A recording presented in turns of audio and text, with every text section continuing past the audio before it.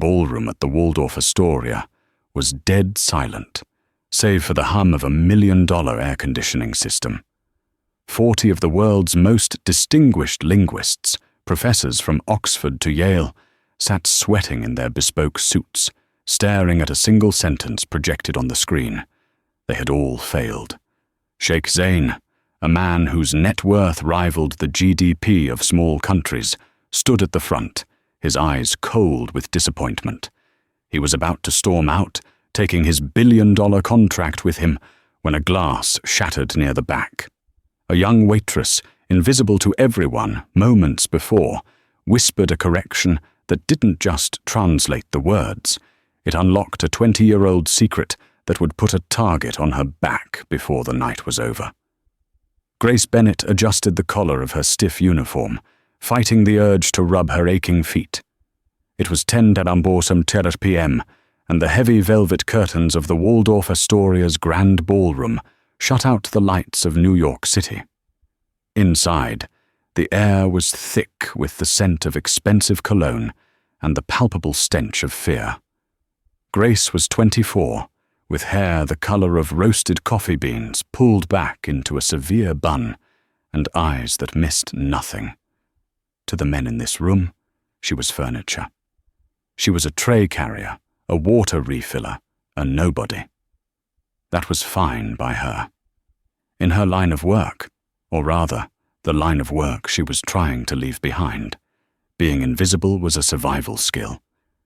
She moved silently between the round tables, refilling crystal goblets with sparkling water. At the center of the room sat 40 men and 3 women. They were the elite, the Arabic experts. Professor Sterling from Cambridge was there, pompously adjusting his bow tie. Dr. Vance from the Pentagon's linguistic department was tapping a gold pen nervously against the table. They had all been flown in on private jets, promised a consultation fee of $50,000 just for showing up, with a $10 million bonus for the one who could solve the riddle. At the front of the room stood Sheikh Zain. He was intimidatingly handsome, wearing a sharp, charcoal-grey Tom Ford suit that cost more than Grace's entire college tuition. He didn't wear traditional robes.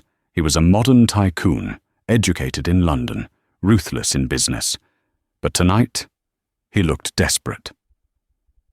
"Gentlemen," Zain's voice was deep, carrying a British accent with just the faintest edge of the Middle East. "You are wasting my time." Professor Sterling cleared his throat, standing up. "Your Highness, with all due respect, the dialect you are presenting is inconsistent. It appears to be a mix of pre-Islamic poetry and," he scoffed, "gibberish. It is grammatically impossible." Zain slammed his hand on the podium. The sound echoed like a gunshot. "It is not gibberish. It is the final entry in my father's journal. The entry that dictates where the deed to the Al-Hassan oil fields was hidden before the coup in the 90s. If I do not present that deed to the International Court by Friday, my family loses everything to the state." He pointed to the screen. A single sentence glowed there in elegant, flowing Arabic script, but the arrangement of the letters was jarring. "The hawk sleeps only where the river bleeds silver, and the brother of the moon eats the sun." "It's a metaphor," Dr. Vance argued, standing up. "River bleeds silver? It means mercury, or perhaps moonlight on water." "It's poetry, Sheikh Zain. It's not a map." "It is a location," Zain roared, his composure cracking. "My father was not a poet. He was a pragmatist. He left me a map to the vault, and you, the greatest minds in the West, cannot tell me where it is." Grace froze. She was standing behind Professor Sterling, holding a pitcher of ice water. She looked up at the screen, her heart hammered against her ribs. She knew that script. She didn't learn it in a classroom at Harvard. She learned it at a kitchen table in a dusty safe house in Beirut, sitting on the lap of a man she called Uncle Cyrus, a man who had been an interpreter for British intelligence before he was assassinated. It wasn't just Arabic. It was a cipher used by the Bedouin runners during the Cold War to pass messages across borders without the Soviets understanding. It was a dialect of thieves. "It's nonsense," Sterling declared, throwing his napkin on the table. "I am the leading authority on Arabian dialects. If I say it has no meaning, it has no meaning. Your father was likely senile when he wrote this." The room went deadly quiet. Insulting the Sheikh's late father was a mistake. Zayn's eyes narrowed. He signaled to his head of security, a massive man named Kane standing by the door. "Get them out, all of them. The jet leaves in an hour. Send them back empty-handed." "Now see here," Sterling sputtered. Grace knew she should stay quiet. She had debts. She had a sick grandmother in Queens. She needed this job. If she spoke up, she would be fired. Or worse, if she was right, she would be noticed. But the arrogance of Professor Sterling made her blood boil, and the look of utter defeat on Sheikh Zayn's face, a man who had everything losing the only thing that mattered, tugged at something in her chest. "He wasn't senile," Grace whispered. It was quiet, but in the tomb-like silence of the ballroom, it carried. Professor Sterling turned around, his face flushing red. "Excuse me. Did the help just speak?" Zayn looked up, his dark eyes locking onto Grace. "What did you say?" Grace tightened her grip on the water pitcher. It was too late to back down now. She stepped forward, the lights of the chandelier reflecting in her eyes. "I said your father wasn't senile," Grace said, her voice steadying. "And Professor Sterling is wrong. It's not a poetry, it's directions." "Directions?" Sterling laughed, a cruel, barking sound. "Did you hear that, gentlemen? The waitress thinks she's a cartographer. Stick to pouring water, dear."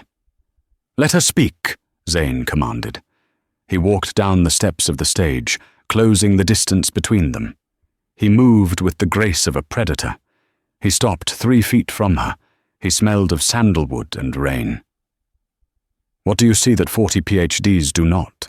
Grace took a breath. The phrase, "river bleeds silver," isn't a metaphor for mercury. In the dialect of the northern border tribes, silver is a slang term for salt. A river that bleeds salt.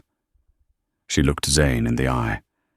"He's talking about an estuary, where the river meets the sea. And brother of the moon." She glanced at Sterling with disdain. "It's not celestial. In the old smuggling codes, the moon was the code name for the west. The brother of the moon was the east. Eats the sun refers to the sunset." Grace turned back to the screen. "Your father didn't hide the deed in a vault, Sheikh Zayn. He hid it in the salt caves facing the sunset at the mouth of the Jordan River. Specifically, the cave where the shadow falls longest at dusk." Silence. Absolute, suffocating silence. Professor Sterling turned purple. "This is preposterous. Smuggling codes? Slang? This is an insult to the language." Zayn didn't look at the professor. He pulled a sleek black phone from his pocket and dialed a number. He put it on speaker. "Tariq," Zayn said into the phone. "Check the geological survey of the old properties. Are there salt caves near the estuary?" A crackly voice responded instantly. "Yes, sir. The Silver Caves. They were sealed off 20 years ago." Zayn's gaze snapped back to Grace. There was no anger in his eyes now. There was shock and something else. Intensity. "And the shadow?" Zayn asked the phone. "Sir, the local legends say the main cave aligns with the sunset only during the winter solstice." Zayn hung up the phone. He looked at Grace as if she were a diamond he had found in a pile of coal. "Who are you?" he asked quietly. "Just a waitress, sir," Grace said, clutching her tray. "No," Zayn said, stepping closer, invading her personal space. "Waitresses do not know Cold War smuggling ciphers. Who are you?" Before she could answer, Professor Sterling stood up, knocking his chair over. "This is a setup. She's clearly a plant. A corporate spy fed the information to humiliate us." "Get out," Zane said, not even looking at him. "But get out," Zane roared, his voice shaking the crystal glasses. Security swarmed the room. The experts were ushered out, grumbling and protesting, leaving Grace alone in the vast ballroom with the billionaire. Zane studied her. "You just saved my company," he said. "And you humiliated my enemies. That puts you in a very dangerous position, Miss Bennett," she said. "Grace Bennett." "Well, Miss Bennett," Zane said, a small, dangerous smile touching his lips. "I hope you didn't have plans for the rest of the night. Because you're coming with me." Grace took a step back, her survival instincts flaring. "I can't go anywhere with you. I have a shift to finish. I have a life." Zane laughed, a dry, humorless sound. "You think Professor Sterling is going to let this go? He's on the board of the Blackwood Foundation. They have interests in seeing my family fail. By the time he reaches the lobby, he will have made calls. If you walk out that service entrance alone, you won't make it to the subway." Grace felt a chill run down her spine. She knew the Blackwood Foundation. They were a legitimate think tank on paper, but in the circles her father used to run in, they were known as corporate hitmen. "I can take care of myself," Grace lied. "I don't doubt it," Zane said, glancing at her hands. "You hold that picture like a weapon, not a serving tool. But I'm offering you a job. A real one." "I have a job. You have a uniform," Zane corrected. "I need a translator. Someone who knows the codes. The cave is just the beginning. My father's journal has 7 more entries. If the first one was coded, the rest will be 2. I fly to Jordan in 2 hours. Come with me." "And if I say no?" "Then I walk away," Zane said simply, "and I leave you to deal with Sterling's cleanup crew." It wasn't a threat from him. It was a statement of fact. Grace looked at the grand doors. She thought of her grandmother, lying in that cramped apartment in Queens, needing medication they could barely afford. "How much?" Grace asked. Zane didn't blink. 500,000, cash, plus expenses. Grace's breath hitched. That would pay off the debts. It would get her grandmother into a private facility. It would buy her freedom. "I need 20 minutes to pack," she said. "You have 10, Zane replied, checking his watch. "My driver is out back. Don't go to your locker. Leave the uniform. I'll buy you new clothes." 20 minutes later, Grace was sitting in the back of a bulletproof Mercedes Maybach, speeding toward Teterboro Airport.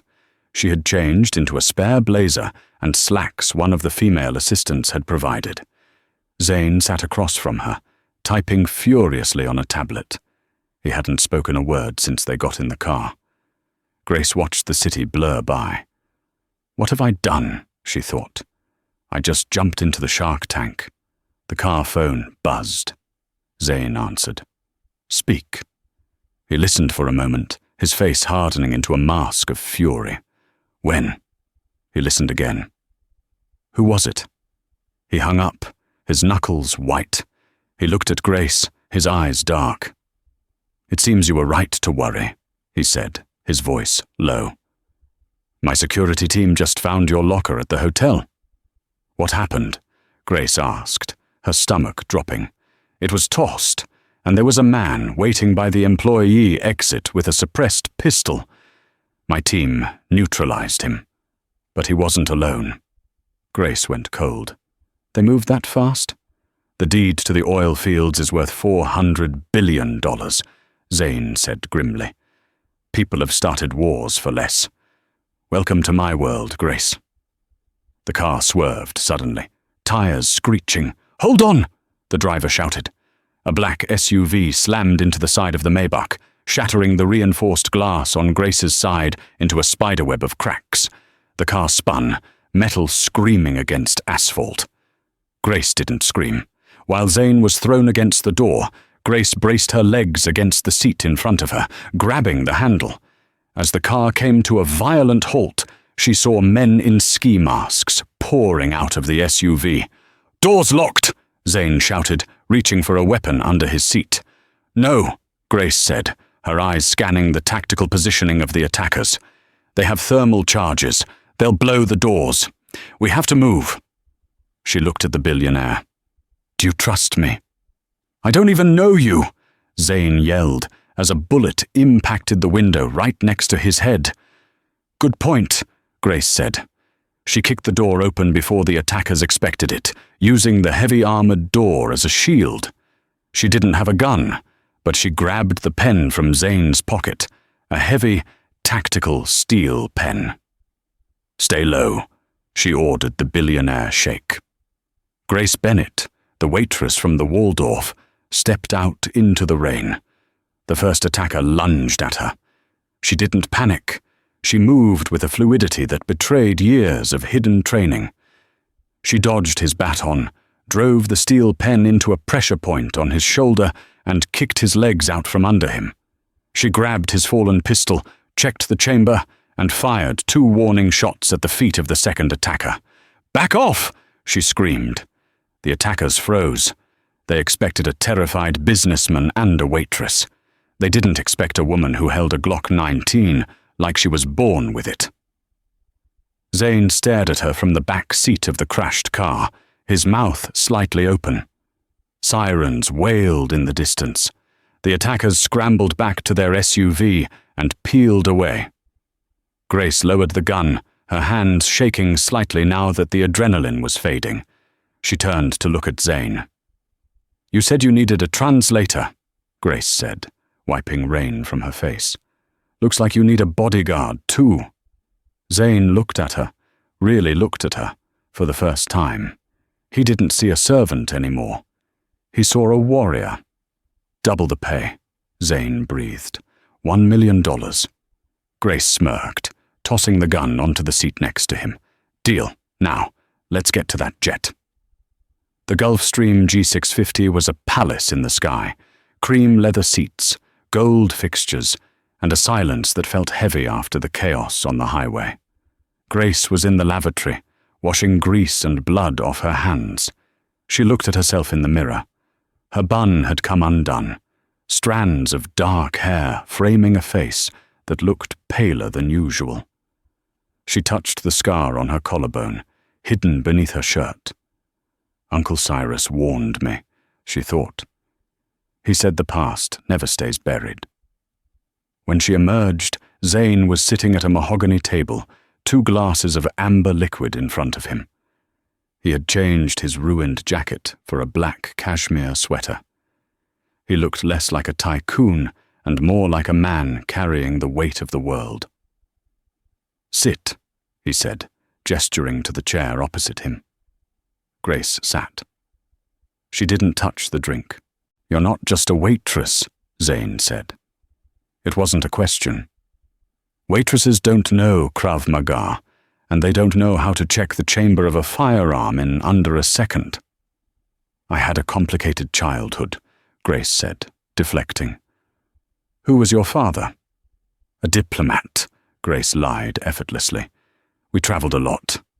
"Liar," Zane said softly. He slid a folder across the table. Grace froze. It was a dossier, her dossier. "My head of intelligence is very efficient," Zane said. "Grace Bennett, born in Chicago.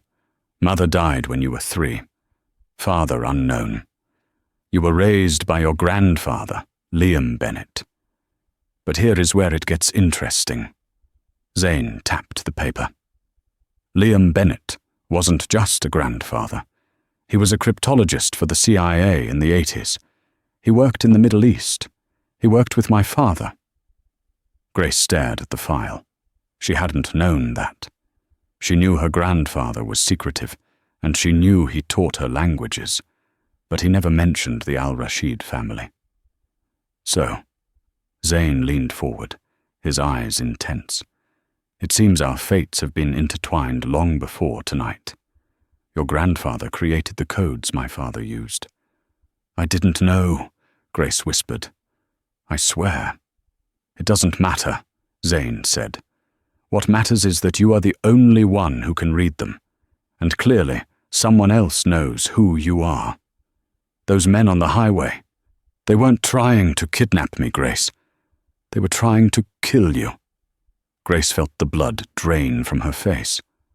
Why? Because if you're dead, Zane said grimly, I can't find the deed. And if I can't find the deed, the Blackwood Foundation wins. They take the oil fields. He stood up and walked to the window, looking out at the clouds bathed in moonlight.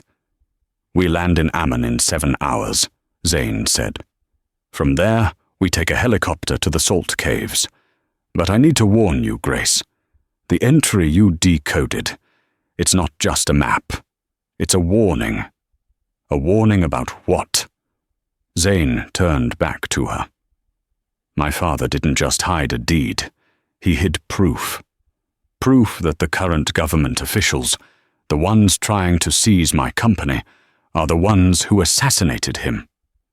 The realization hit Grace like a physical blow. This wasn't just a business trip. This was a coup.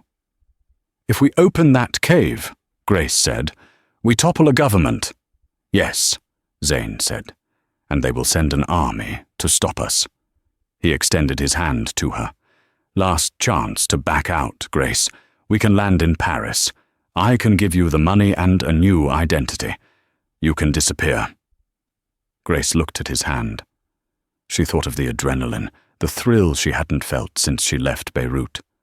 She thought of the boring, grey life of wiping tables and being invisible. She stood up and took his hand. His grip was warm and firm. I'm not running, Grace said. Let's go find your legacy. The helicopter, a matte black Sikorsky, cut through the dry heat of the Jordanian morning like a knife. Below them, the landscape was a sprawling tapestry of burnt orange and dusty beige, broken only by the jagged scars of wadis and the shimmering, deceptive heat haze. Grace sat strapped into the jump seat, wearing tactical cargo pants and a lightweight linen shirt Zane had procured for her in Paris during a refueling stop. She looked less like a waitress now, and more like the woman she had been hiding inside for 5 years. She adjusted the headset, her eyes scanning the horizon. We are approaching the estuary, the pilot announced. Thermal scans are clear, but I'm picking up some electromagnetic interference near the ridge. Zane looked at Grace. The billionaire looked tired. The stress of the last 24 hours was etching lines around his eyes that money couldn't smooth over. Interference? Jamming devices, Grace said, her voice flat over the comms. Someone doesn't want us calling for help once we land. Tariq said the area was secured, Zane frowned, tapping his knee nervously. Tariq is in London, Grace reminded him. We are on the ground. Trust your eyes, not the report. The helicopter touched down in a cloud of swirling sand. The Silver Caves were not a tourist destination. They were a geological anomaly, a cluster of salt formations near the Dead Sea that had been closed off due to instability decades ago. The entrance was a gaping maw in the side of a limestone cliff, encrusted with white salt crystals that glittered like diamonds, or teeth. They disembarked, the heat hitting them like a physical blow. Kane, the head of security who had survived the ambush in New York, took point with an assault rifle. 2 other guards flanked them. The journal, Zane said, handing Grace the leather-bound book. You said the entrance aligns with the sunset. It's 10:00 a.m. Grace opened the book. The pages were yellowed, filled with the elegant, cramped handwriting of the late Sheikh. She ignored the obvious text and looked for the patterns she had learned on her grandfather's knee. The sun is a metaphor for direction, not just time, Grace murmured, tracing the script. Look here. The brother of the moon eats the sun. In the dialect, eating can also mean eclipsing or covering. He's not talking about the time of day. He's talking about the shadow cast by that pillar. She pointed to a massive, stand-alone rock formation that looked vaguely like a hawk perching. If we follow the shadow line from the hawk rock, Grace explained, walking toward the cliff face, it points to a fissure 50 feet above the main cave entrance. That's the real way in. The main entrance is likely booby-trapped. Climbing? Zane looked up at the sheer rock face. I am a businessman, Grace, not a mountain goat. Then you better learn fast, Grace said, tightening her bootlaces. Because we're not alone. She had spotted it, a glint of metal on the ridge line 300 yards back. A scope. Sniper! Grace tackled Zane into the sand just as a bullet cracked the air where his head had been a microsecond before. The sand exploded near Kane's boots. Contact rear! Contact rear! Kane roared, returning fire blindly toward the ridge. Go! Move to the rocks! Grace shouted, dragging the billionaire by his collar. They scrambled over the jagged terrain, bullets whining off the salt pillars around them. The interference the pilot had sensed was a setup. They had walked into a kill box. They reached the base of the hawk rock. It offered temporary cover. They have the high ground, Kane yelled over the gunfire. We can't stay here. We need to get inside that fissure.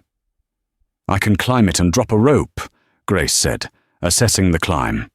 It was a 5.9 difficulty at best, doable for her, impossible for Zane without a rope. Too dangerous, Zane argued, wiping grit from his face. You'll be exposed. Stay here and die, or climb and live, Grace snapped. Give me the rope. Without waiting for permission, she grabbed the coil from Kane's pack.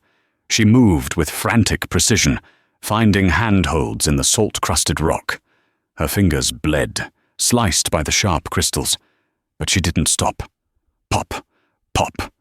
Bullets chipped the rock inches from her hand. She didn't look down. She focused on the rhythm. Reach, pull, stabilize. Reach, pull, stabilize. She crested the ledge 50 feet up and rolled into the dark fissure. She immediately anchored the rope to a stalagmite and threw the end down. Climb! She screamed. Zane went first. He was stronger than he looked, fueled by adrenaline. He hauled himself up, his face pale. Kane followed, while the other two guards laid down suppressing fire. One guard took a hit to the leg, but managed to get clipped onto the rope and hauled up by Kane. The second guard wasn't so lucky. A heavy caliber round took him in the chest. He fell silent in the sand. Leave him! We have to go! Grace ordered, pulling Zane into the darkness of the cave. They retreated deep into the fissure, the sound of gunfire fading into a dull echo. They were inside, but now they were trapped in a labyrinth of salt, with a mercenary army waiting outside. Who are they? Zane demanded, his voice echoing in the cavern. Sterling? The Foundation? Sterling is a linguistics professor, Grace said, turning on her tactical light. The beam cut through the darkness, revealing walls that sparkled with millions of salt crystals. He doesn't hire sniper teams. This is private military. This is Blackwood. Alexander Blackwood. Zane spat the name. The CEO of the Foundation. He wants the oil fields for his energy conglomerate. He wants you dead, Grace corrected.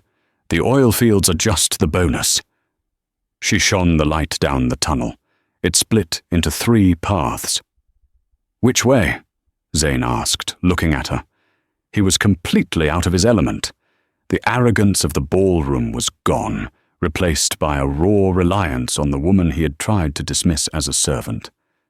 Grace opened the journal again. My grandfather taught me a rhyme about the salt caves. Left is for the devil, right is for the sea, the center path is where the dead men be. So, right? Zane guessed. No, Grace said, pointing to the center path. Your father hid the deed. He wanted it protected by the dead men. The center path leads to the crypts. The Bedouin burial grounds. That's where he would go. It's considered holy ground, a curse to those who enter without respect. I hope the curse works on mercenaries, Kane grunted, reloading his weapon. Let's move, Grace said. And don't touch the walls. The salt is unstable. One vibration could bring the ceiling down. The air in the crypts was cool and smelled of ancient dust and mineral decay. They had been walking for an hour. The path twisted and turned, a natural maze amplified by the hallucinations caused by the salt-heavy air. Grace led them to a large, circular chamber. In the center stood a stone sarcophagus, far older than the Al-Rashid dynasty. But it wasn't the sarcophagus that caught Grace's eye. It was the modern, biometric lockbox resting sacrilegiously on top of it. There it is, Zane breathed. He rushed forward. Wait, Grace warned. Zane stopped. What? Look at the floor. Grace pointed her light. Surrounding the sarcophagus was a circle of fine grey powder. Pressure plates? Kane asked. No, magnesium powder, Grace said. And a striker. If you step on that, the friction ignites the magnesium. In a room full of salt dust, it's a thermobaric bomb. It will incinerate everything in here. Zane froze. How do we cross? We don't, Grace said. She looked at the journal. There's a counterweight mechanism. We have to disable the striker. She scanned the walls. Carved into the salt were 4 stone hawk heads, protruding at cardinal points. The hawk sleeps only where the river bleeds silver, Grace recited the first clue. We need to interact with the hawks, but which one? Zane looked at the heads. They were identical. Think, Grace, Zane urged. What did your grandfather tell you about the hawks? Grace closed her eyes, blocking out the fear, the darkness, and the exhaustion. She went back to the kitchen table in 1999. Grandpa Liam was smoking a pipe. Gracie, the Bedouin hawk hunts in the morning, but sleeps facing the west, watching the sun die. West? Grace opened her eyes. She pulled a compass from Kane's pack. She located the west-facing hawk. We have to pull this lever. If you're wrong, Kane said, his hand hovering over the trigger of his gun out of habit. We turn into toast. I'm not wrong, Grace said. She reached into the carved mouth of the stone hawk. She felt a cold iron lever. She pulled. A heavy clunk echoed through the chamber. The ring of magnesium powder dropped away into a recess in the floor. The trap was disarmed. Zane let out a breath he had been holding for minutes. He walked to the lockbox. It required a thumbprint and a voice code. He placed his thumb on the scanner. It beeped green. Voice authentication required, a robotic voice echoed. Zane looked at the journal. What is the phrase? Grace flipped to the last page. It was blank. There's nothing here, she whispered. Panic flared in her chest. There has to be, Zane yelled. Check the binding, check the cover. Grace ran her hands over the leather. Then she saw it. Not ink, but indentations. Tiny pinpricks in the leather. Braille? No. It's a constellation map, Grace realized. Orion, the hunter. The phrase, Zane pressed. The hunter does not bow, Grace translated the intent. In Arabic, Al-Sayyad la yarka. Zane leaned into the microphone. Al-Sayyad la yarka. Click, hiss. The box popped open. Inside lay a heavy envelope, sealed with red wax, and a flash drive. Zane grabbed the envelope. He ripped it open. The deed, he whispered, his voice trembling. And the original transfer orders signed by the Minister of Defense. This proves they stole the company. We got it, Kane said, cracking a rare smile. Good job, everyone, a voice echoed from the entrance of the chamber. Grace spun around, leveling her light. Standing there, flanked by 6 heavily armed men in black tactical gear, was Tariq, Zane's trusted advisor. Tariq? Zane lowered the papers, confusion warring with horror on his face. What are you doing here? How did you get in? "I followed the tracker in your watch, sir," Tariq said smoothly, stepping into the light. He held a pistol loosely at his side. "And I have been working with Mr. Blackwood for 3 years. Did you really think you could save the company? The era of the Al-Rashid family is over. It's time for modernization." "You traitor," Zayn growled, stepping forward. "Stay back," Tariq warned, raising the gun. "Hand over the deed, Zayn, and the girl. Mr. Blackwood is very impressed with her. He wants to know how a waitress knows his encryption codes." "Over my dead body," Kane snarled, raising his rifle. "That can be arranged," Tariq said. The mercenaries opened fire. It wasn't a battle, it was a massacre in a phone booth. Kane took 3 rounds to the chest immediately, collapsing backward. The other injured guard was cut down instantly. Grace reacted on instinct. She didn't shoot at the men, she shot at the ceiling, a massive stalactite, weakened by the earlier vibration warning, sheared off directly above Tariq's men. "Cover!" Tariq screamed. The salt rock crashed down, crushing 2 mercenaries and creating a wall of dust and debris between the groups. "Run!" Grace grabbed Zayn's arm. They sprinted toward a narrow fissure behind the sarcophagus. The dead men's exit she had noted on the map earlier. It was a chute sliding down into darkness. "Where does this go?" Zayn yelled. "Ideally the ocean," Grace yelled back. "Realistically, somewhere lower than here." They jumped. They didn't hit water. They hit a pile of ancient, dry bat guano and sand. They tumbled into a lower cavern, bruised and gasping. "Kane!" Zayn whispered, staring up at the chute. "He's gone. He bought us time," Grace said, though her heart was breaking. She checked her weapon. 3 rounds left. They were deep underground, but the air was fresher here. A draft. "There's an exit," Grace said. "Come on."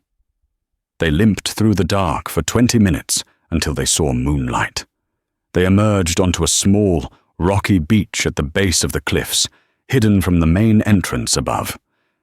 The Dead Sea lapped quietly at the shore, but waiting for them on the water was not a rescue boat. It was a sleek, black speedboat with the Blackwood logo on the side. Floodlights blinded them.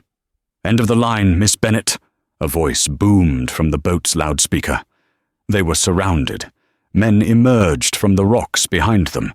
Tariq had anticipated the exit. Zayn tried to stand in front of Grace.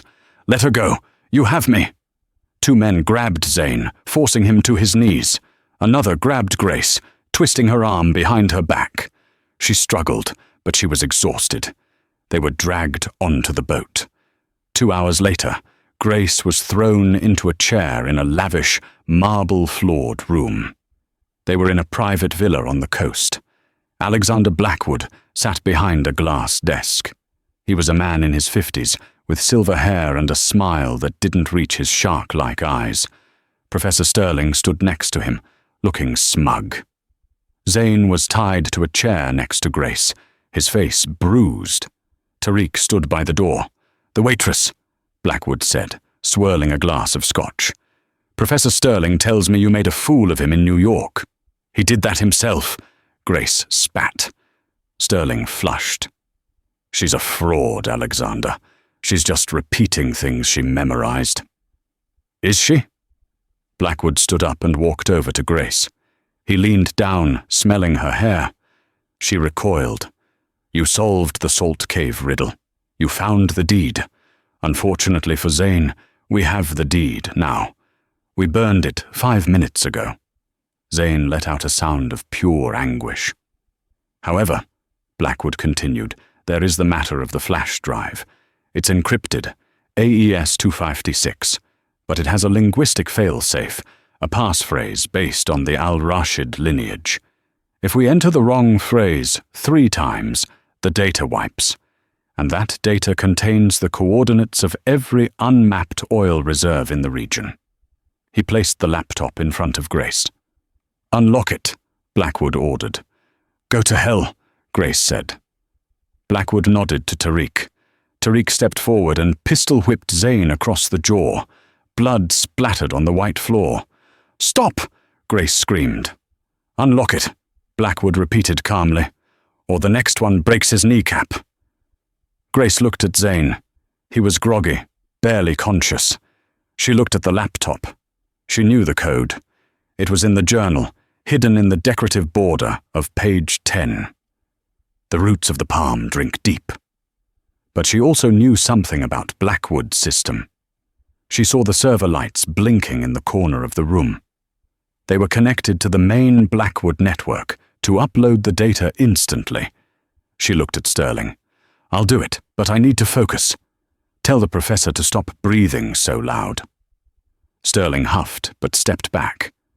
Grace typed. She didn't type the password. She typed a command string she had learned from a hacker ex-boyfriend in Berlin. It was a logic bomb, a script that looks like a password, but when processed by the decryption software, forces the system to consume all its own memory until it crashes. She hit enter. "Accessing," the screen read. Then, the lights in the villa flickered. "What did you do?" Blackwood demanded. "I translated it," Grace said, a cold smile forming, "into a language your server understands. It's called self-destruct." Sparks showered from the server rack in the corner. The alarm system went haywire. The electronic locks on the doors clicked open as the system rebooted. "She crashed the security grid," Tariq yelled. "Kill them!" Blackwood roared. Grace didn't wait. She kicked the chair backward, slamming it into the shins of the guard behind her. As he doubled over, she grabbed the knife from his belt. She slashed his wrist, freeing her hands. Zane, seeing the opening, threw his body weight against Tariq, knocking the traitor to the ground. Grace grabbed the guard's gun. She fired 2 shots, one into the ceiling to create chaos, and one into the leg of the guard approaching Zane.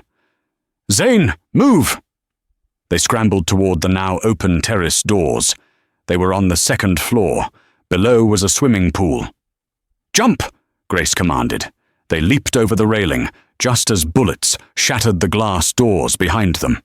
They hit the water hard. The water of the infinity pool was freezing, a violent shock to their systems after the adrenaline of the villa. Grace surfaced first, gasping for air, her lungs burning. The water around them erupted in tiny, violent geysers as bullets from the balcony above slapped the surface. "Stay under!" she screamed, though the sound was garbled by the chaos. She grabbed Zane by the collar of his ruined cashmere sweater and dragged him toward the pool's edge, the side obscured by a decorative waterfall. They hauled themselves onto the wet stone, shivering uncontrollably. Grace's tactical pants were heavy with water, and her boots felt like lead weights. "Can you run?" Grace asked, wiping wet hair from her eyes. She checked the stolen pistol. 1 round in the chamber. The magazine was gone, lost in the swim. Zane coughed up water, clutching his bruised ribs. He looked at her, his dark eyes fierce despite the exhaustion. If the alternative is dying in Alexander Blackwood's swimming pool, then yes, I can run. "The garage?" Grace hissed, pointing to a detached structure 50 yards away, across a manicured lawn. "It's our only shot." They didn't sprint. They moved in a low crouch, using the shadows of the hedges. The villa's alarm system was still rebooting, causing the floodlights to strobe erratically. It was a chaotic disco of danger. They reached the side door of the garage just as a shout went up from the patio. "They're in the garden. Seal the perimeter." Grace kicked the door latch. Locked. She looked at the glass pane, wrapped her elbow in her wet sleeve, and smashed it. She reached through, unlocked it, and they tumbled inside. The garage was a shrine to automotive excess. It smelled of oil, rubber, and expensive leather. Blackwood collected cars like he collected secrets. There was a Ferrari, a McLaren, and a vintage Jaguar. "Keys," Grace breathed, scanning the room. "Please tell me this guy is arrogant enough to leave keys."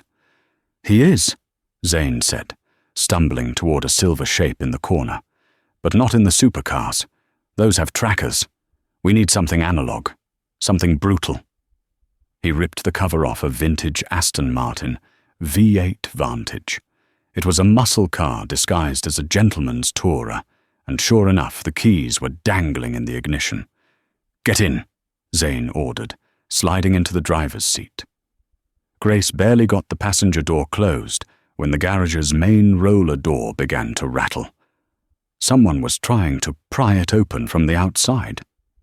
Zane turned the key. The engine roared to life with a guttural growl that shook the tools on the walls. He didn't wait for the door to open. He threw the gear stick into reverse. "Hold on!"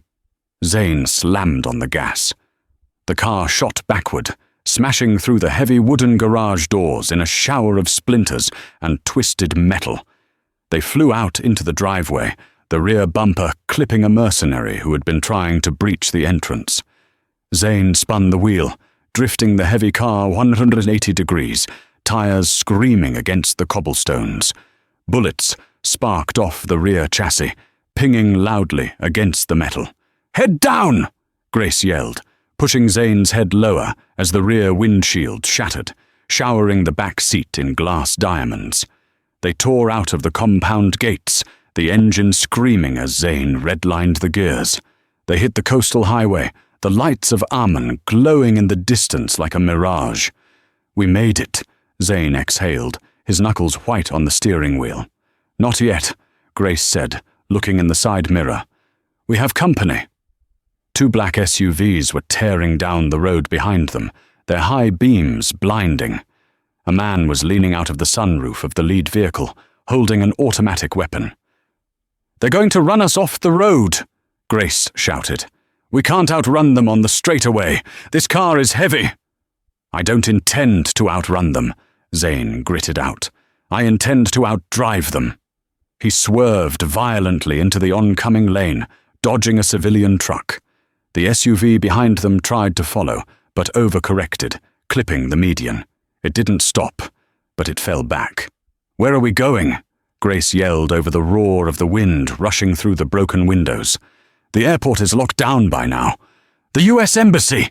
Zane shouted back. "It's in the Abdoun district, 5 miles." "Zane, listen to me." Grace looked at him, her face pale in the dashboard lights. "Even if we make it, we lost the drive. Blackwood has the laptop. He has the coordinates. We failed." Zane glanced at her, a strange manic grin breaking through the blood and bruises on his face. "Grace, for a genius, you are very trusting." "What?" "The flash drive in the laptop," Zane yelled, swerving again to avoid gunfire. "It was a decoy. I swapped them in the cave while you were setting up the climbing rope." Grace stared at him. "You swapped them? Where is the real one?" Zane tapped his stomach. "Safe and sound. You swallowed it." Grace's jaw dropped. "You swallowed a jagged piece of plastic containing $1 billion secret?" "It's a micro SD card." Zane laughed, a sound bordering on hysteria. "Digesting it will be unpleasant, but losing my company would be worse." Grace shook her head, a laugh bubbling up in her throat despite the terror. "You are insane. You know that, right?" "I prefer determined." Crash. The lead SUV slammed into their rear bumper. The Aston Martin shuddered violently. They were losing speed. The heavy steel of the vintage car protected them, but the physics were against them. "They're trying to spin us!" Grace yelled. She checked the pistol again. "One shot. I have to make it count." She unbuckled her seatbelt. "What are you doing?" Zane screamed. "Keep it steady." Grace climbed halfway out the window, the wind whipping her wet hair into a frenzy. She leveled the pistol at the SUV's front tire. It was a near impossible shot at 80 miles an hour. She breathed out. "The hawk sleeps." She squeezed the trigger. The bullet struck the front passenger tire of the SUV. The tire blew out with a sound like a cannon shot. The SUV lurched violently to the right, flipped onto its side, and skidded across the asphalt in a shower of sparks, blocking the second vehicle behind it. Grace pulled herself back inside, collapsing into the seat. "Got 'em." "Remind me to give you a raise," Zane breathed. "Focus." Grace pointed ahead. "Look." They were entering the city limits, but the road ahead was blocked. Two massive sanitation trucks were parked sideways across the 4-lane highway, completely closing off the route. Men with rifles were standing behind them. "It's a kill zone," Grace said, her voice dropping. "They knew we were coming." Zane slammed on the brakes, the car fishtailing as they slowed. "We can't stop. If we stop, they swarm us. We can't go through a garbage truck, Zane." Grace scanned the surroundings. To the left was a concrete wall. To the right, a construction site for a new overpass. There was a mound of packed earth, a temporary ramp leading up to the unfinished bridge section. "The ramp," Grace said. Zane looked at it. It was steep. The gap between the ramp and the road on the other side of the blockade was at least 20 feet. "This isn't a movie, Grace," Zane shouted. "The suspension will snap. The axle will break. The alternative is a firing squad." Grace grabbed the wheel. "Do it!" Zane looked at her. He looked at the blockade. He shifted down a gear, the engine screaming in protest. "Hold on to something!" he roared. He floored the accelerator. The Aston Martin surged forward, eating up the distance. The mercenaries at the blockade realized too late what was happening. They raised their weapons, but the silver bullet was moving too fast. They hit the dirt ramp at 95 miles per hour. For a terrifying, silent second, gravity suspended. The heavy car soared through the air, sailing over the blockade, over the heads of the stunned gunmen. Grace saw the city lights spinning. She saw the moon. She saw her life flash before her eyes. The dusty safe house, the hotel ballroom, the caves. Slam. The car impacted the asphalt on the other side. The sound was sickening. Metal crunching, glass shattering. The front suspension collapsed instantly. The car bounced, bottomed out, sparks flying in a 10-foot curtain behind them. They spun out of control, sliding sideways for 100 yards before coming to a smoking halt. Grace groaned, her head resting on the dashboard. "Is everyone alive?" Zane coughed, blood trickling from his nose. "I think the car is dead." "The embassy," Grace whispered. "Look." They had crashed 50 yards from the main gates of the U.S. Embassy. Bright spotlights instantly pinned them. "Driver, exit the vehicle. Hands where I can see them." A voice amplified by a megaphone boomed from the guard towers. Red laser dots danced on the windshield. Zane tried to open his door. It was jammed. He kicked it open with his remaining strength and fell out onto the pavement. Grace stumbled out the passenger side. Her legs gave way and she fell to her knees. Behind them, the second SUV from the chase, the one that had been blocked, was pulling up. 4 men in tactical gear jumped out. They raised their weapons. "Get down!"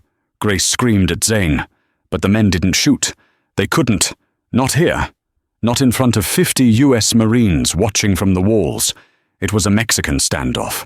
Blackwood's men stood 20 yards away, weapons raised but hesitant. The Marines on the wall had their rifles trained on everyone. "Drop your weapons," the Marine sergeant commanded the mercenaries. The mercenaries looked at each other. They knew if they fired a shot, the Marines would obliterate them. Zane stood up. He was swaying. His expensive suit was shredded. His face was a mask of blood and dirt. But he stood tall. He reached into his inner pocket. "Freeze!" the Marines shouted. "Do not reach." Zane moved slowly. He pulled out a blue diplomatic passport and held it high above his head. "I am Sheikh Zaineh al-Rashid," he bellowed, his voice cracking but carrying the undeniable weight of authority. "I am a foreign dignitary. This woman is an American citizen. We are requesting immediate political asylum under the Geneva Convention." He pointed a shaking finger at the mercenaries. "And those men are unlawful combatants attempting to assassinate a head of state." The Marine sergeant paused. He looked at the passport. He looked at the mercenaries, who were slowly lowering their guns, realizing the game was over. "Open the gate," the sergeant ordered. "Marine squad, move out! Secure the package!" The heavy steel gates of the embassy groaned open. A squad of Marines in full combat gear rushed out, forming a protective phalanx around Grace and Zane. Grace felt strong hands grab her arms, lifting her up. She looked back. The mercenaries were retreating, jumping back into their SUV and peeling away into the night. They were safe. Zane looked at her over the shoulder of a Marine. He spat a tooth onto the pavement and grinned, a bloody, beautiful grin. "I told you," he wheezed. "I have full dental." Grace laughed, and then the darkness took her. 3 weeks later, the air in The Hague was crisp and smelled of rain. It was a stark contrast to the heat of the desert. The International Court of Justice was a fortress of glass and steel. Inside, the proceedings had been swift and brutal. The memory card, which Zane had retrieved 2 days after the incident, contained everything: emails, bank transfers, assassination orders. Alexander Blackwood was looking at life in a supermax prison. The Al Rashid Company was returned to its rightful owner. Grace stood near the back of the courtroom, hidden in the shadows. She wore a simple navy trench coat. Her arm was in a sling, and a small bandage covered the cut on her cheek. She watched as Zane walked out of the double doors. He was surrounded by reporters, cameras flashing like lightning. He looked impeccable in a fresh 3-piece suit. The bruising on his face faded to faint yellow shadows. He answered questions with the smooth charm of a billionaire, but his eyes were scanning the crowd. He saw her. He stopped mid-sentence, ignoring a question from CNN, and walked straight toward her. The crowd parted. "You didn't come to the victory party," Zane said, stopping a foot away from her. "I'm not big on parties," Grace said, clutching her purse. "Too many people, too much noise." "I have something for you," Zane said. He pulled a check from his pocket. "The 1 million, as promised." Grace took it. Her hands were steady. "Thank you." "And," Zane continued, his voice dropping lower, "I have a job offer, head of global intelligence for Al Rashid Industries, based in London. No uniform, no name tag, just you, solving problems." Grace looked at the check. It was freedom. It was her grandmother's health. It was everything she thought she wanted. "I can't," Grace said softly. Zane blinked, surprised. "Why? The pay is triple this check." "Because," Grace looked up at him, her eyes clear. "You don't need a waitress anymore, Zane. You need a partner, and I need to figure out who I am when I'm not running for my life." Zane studied her for a long moment. Then he smiled. It wasn't the smile of a sheikh or a tycoon. It was the smile of the man who had climbed a salt rope with her. "Then take the check," Zane said. "Go find out, but keep your phone on. I have a feeling I'm going to get into trouble again." "I'm counting on it," Grace smirked. She turned and walked away, down the steps of the courthouse, into the grey afternoon. She wasn't invisible anymore. She was Grace Bennett, and for the first time in her life, she wasn't hiding. She was just beginning. And that is the breathtaking conclusion of Grace Bennett's story, from an invisible waitress in a hotel ballroom to the savior of a dynasty. It reminds us that courage isn't the absence of fear, but the decision that something else is more important than fear. Grace risked everything, not for the money, but for the truth. If this story kept you on the edge of your seat, please hit that like button hard.